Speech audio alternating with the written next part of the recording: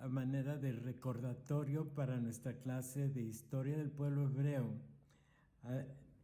Recuerden que hemos visto en los primeros 2 trimestres un montón de historia.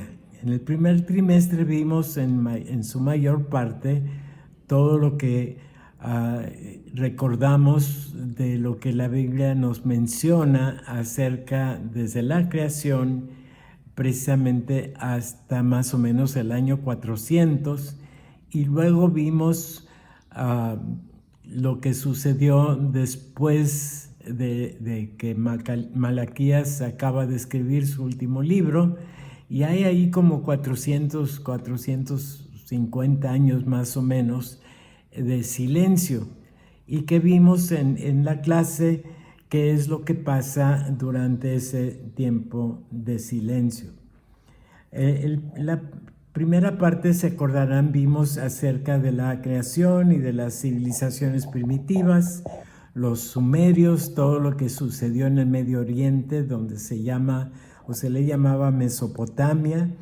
Vimos algo de la historia en Egipto, algo de la historia en Siria y en Asiria, y señalamos, y ahí lo deben tener en sus apuntes, todo lo que hablábamos de la creciente fértil, de su geografía inicial del Medio Oriente. Comentamos sobre el viaje de Abraham, que salió de Ur hasta Egipto y luego regresó a Tierra Prometida. Luego comenzamos a analizar la línea desde Adán hasta Abraham, el misterio de Melquisedec, y luego vimos algo de los patriarcas, ¿se acuerdan? También vimos lo que sucede cuando José acaba en Egipto, y definimos quiénes eran los Hyksos, o los que gobernaban Egipto en ese tiempo de José, y lo que sucede después cuando ya fue otros faraones, ya cuando los Hyksos fueron expulsados, y fueron faraones que no conocieron a José y llevaron al pueblo de Israel a la esclavitud. Luego viene lo de Moisés y las plagas, el éxodo que sucedió en el 1450 años antes de Jesucristo. Luego continuamos viendo lo que sucedió después, cuando ya finalmente llegan a Tierra Prometida, más o menos unos 60 años después, 40 años después del éxodo, con la vida de Josué, y luego los jueces, que son del 1350 hasta el 1094 antes de Cristo. Luego viene Samuel como el último juez, allá por el 1094 al 1014, y luego los reyes, los del Reino Unido, que fueron ¿quién fue? Saúl, luego David, y luego Salomón, y luego cuando el reino se divide allá en el 932, y Judá persistió hasta el 597, e Israel dejó de existir en el reino del norte, ¿verdad? 200 años antes, más o menos, 100 y pico de años antes, en el 709 antes de Cristo. O sea que duró Israel más o menos unos 113 años después de su caída, y viene a traernos a cuando viene el cautiverio del reino del sur en Babilonia. Algo leímos o estudiamos acerca de la relación que todo el relato bíblico tiene con la historia universal. Vimos que la caída de Samaria fue en el 709, y después viene el destino de las tribus del norte, que son llevadas dispersas, la institución de los samaritanos, que no eran de origen ni descendencia de Abraham, pero los pusieron allí los de Asiria para que la tierra no quedara vacía. Luego viene el cautiverio babilónico del 597 al 527, los 70 años del cautiverio. Luego viene la restauración de los judíos con el arribo de Ciro de Persia en el 527. Luego, después de la restauración, viene la historia de Zorobabel, que era de la descendencia de David, pero no se le puso como rey. Zorobabel fue del 586 al 576. Luego vinieron otros gobernadores. Durante este tiempo es la historia de Esther en Persia, del 479 al 465.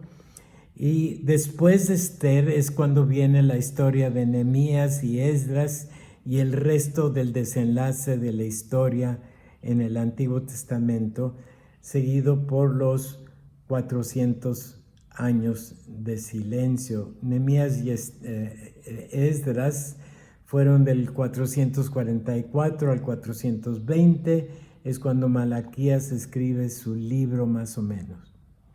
Ahora, el imperio Medo-Persia sigue debilitándose. Duró Persia en el poder del 450 al 334 antes de Jesucristo. Se fue debilitando y ya iniciaba el poderío de Roma, pero se limitaba a la península ibérica, o sea, ya en Italia. Y durante este tiempo del imperio Medo-Persia ya se estaba desarrollando el poderío en Macedonia, especialmente ¿se acuerdan de Felipe? Que fue rey en Macedonia hasta que lo asesinaron en el 340, y su hijo Alejandro, llamado Alejandro el Grande, es el que asume el poder cuando apenas tenía 19 años de edad. Este señor, este rey Alejandro fue educado, mandaron traer a Aristóteles, que era un filósofo ahí en Atenas, lo mandaron traer para que educara a Alejandro, y Alejandro acabó identificándose más con la cultura griega que con la cultura macedonia. Entonces, cuando él asume el poder, y hasta que muere muy joven en el 323, es donde se establece todo el movimiento helenizante, o sea, casi obligar a todo el imperio que vino a ser de Alejandro el Grande a adoptar la cultura griega.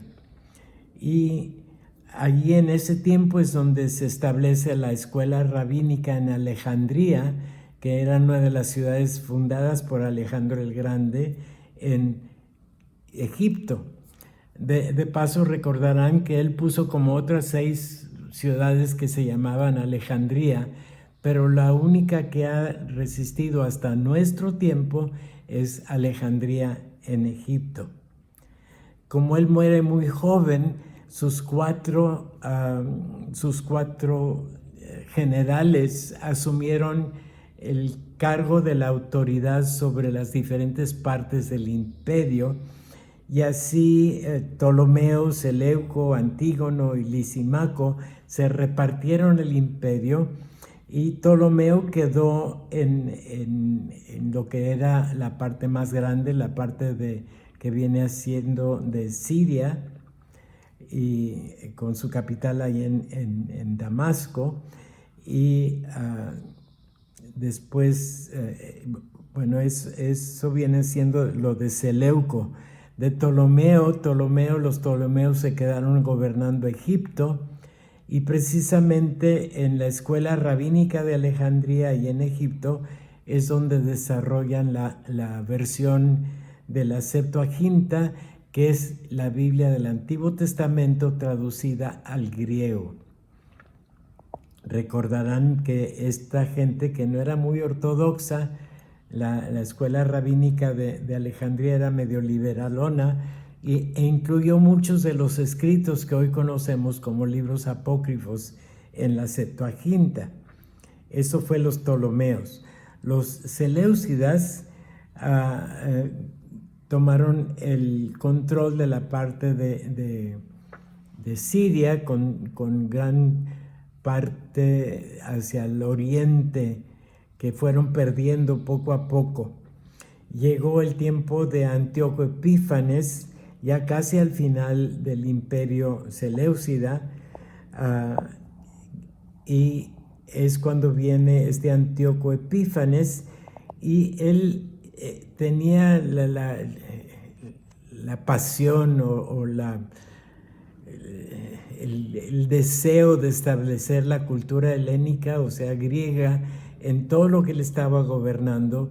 Y cuando llega a Jerusalén y ve que ahí están todavía adorando a Jehová en el templo, y este señor se atreve a profanar el templo sacrificando una cerda en el altar mayor del templo ahí en Jerusalén, y ocasiona el mover de los llamados macabeos. Era una familia que se llamaba Asmonea, de los sacerdotes, y decidieron salirse de aquí donde estaba el templo profanado en Jerusalén y se establecen en las montañas cerca de Jerusalén. Y eran sacerdotes de origen levítico, y establecieron allá el culto al Señor, estableciendo los sacrificios fuera de Jerusalén, fuera del templo. Y cuando las gentes de Antíoco Epífanes se dieron cuenta, pretendieron ir a sofocar ese movimiento judío, y intentaron hacerlo, pero finalmente los emisarios de Antíoco Epífanes, allá donde estaban los macabeos los asesinan. Suele suceder en ese momento que había otras revueltas en el imperio de Antíoco Epífanes, entonces llama a su ejército a arreglar otras cosas. Los macabeos regresan a tomar posesión de Jerusalén, ya en mover, digamos, militar. En ese mover militar, Judas Macabeo acaba muriendo, igual que su papá y su hermano Jonatán.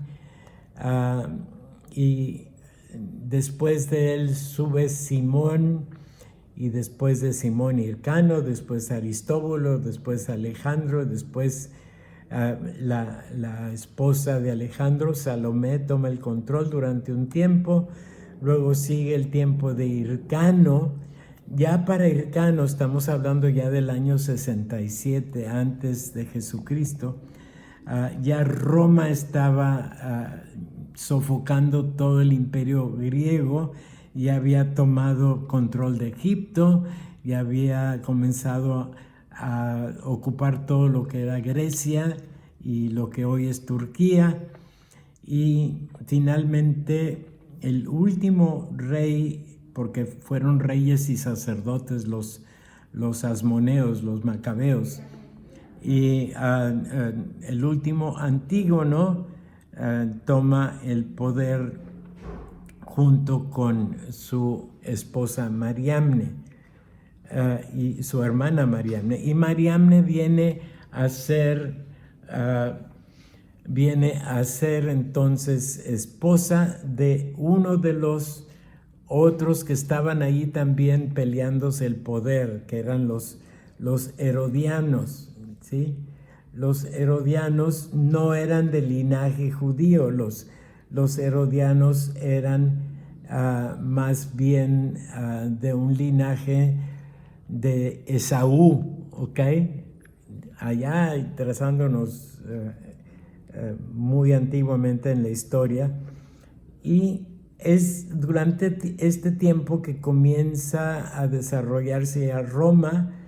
De hecho, comenzaron 500 años antes de Cristo, y el primer gobierno fue de tipo república, con un senado. Finalmente, en el tiempo de Julio César, ya se quita el poder republicano y acaban con el sobrino de Julio César, Augusto César.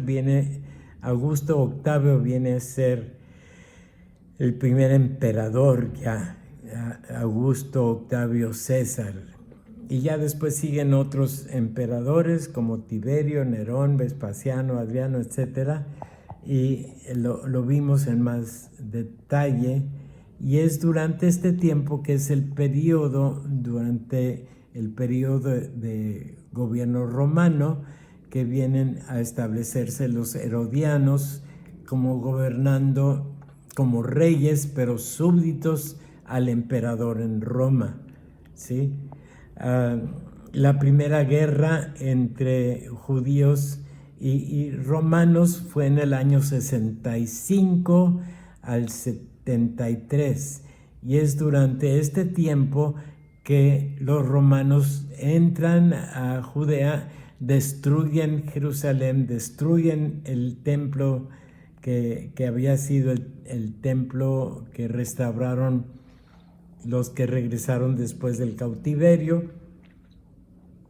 Y es en este tiempo donde sucede la historia de Masada, que han de recordar, fueron los últimos judíos que quedaron en resistencia durante esta primera guerra con Roma, y acaban siendo todos expulsados, y ya no se les permitía vivir en Jerusalén. Podían vivir en el resto de Israel, pero no podían vivir ya en Jerusalén. Comienzan a infiltrarse después de la primera guerra judeo-romana, que duró hasta el 73. Y acuérdense que los emperadores ya no eran tan poderosos. El último emperador romano que tuvo que ver algo con los judíos fue Adriano, y los judíos tratan de volverse a rebelar para independizarse, y Adriano, en la segunda guerra entre judíos y romanos, que fue en el año ya de nuestra era, el año 130 al 135, bajo el emperador romano, vuelven a entrar a tomar los restos que quedaban de Jerusalén, en donde los judíos pensaban volverse a acomodar. A Adriano le cambia inclusive el nombre a Judea, y haciendo referencia a los antiguos filisteos, le pone por nombre Palestina. El nombre Palestina no aparece hasta el año 133 más o menos, y inclusive le cambia el nombre a Jerusalén y le pone Elia Capitolina, y establece un templo a Júpiter ahí en lo que había sido el recinto del templo judío. Le pone Júpiter Capitalino. No duró mucho tiempo, porque hubo un terremoto unos 5 o 6 años después que destruyó el templo a Júpiter, y desde entonces el recinto del templo quedó, se puede decir, desierto. Inclusive la usanza de llamarle a Jerusalén Jerusalén se restauró después del emperador Adriano. Todo el mundo se olvidó de Elia Capitolina, pero los judíos quedaron ya dispersos. Fue la diáspora, ¿sí?